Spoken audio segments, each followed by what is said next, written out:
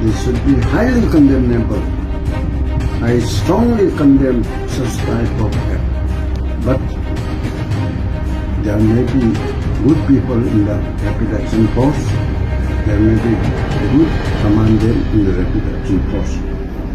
We salute for them to protect the life and the liberty of the people of the state as well as people of India.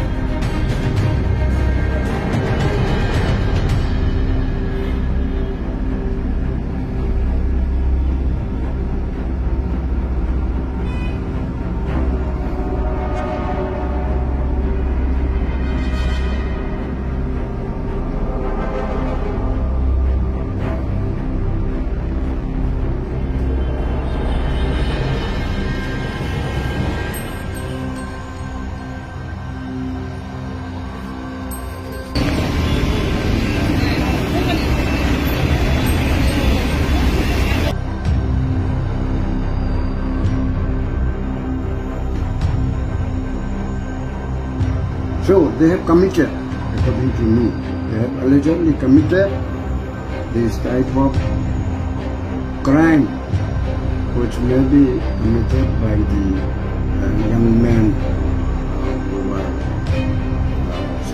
brought up without any knowledge.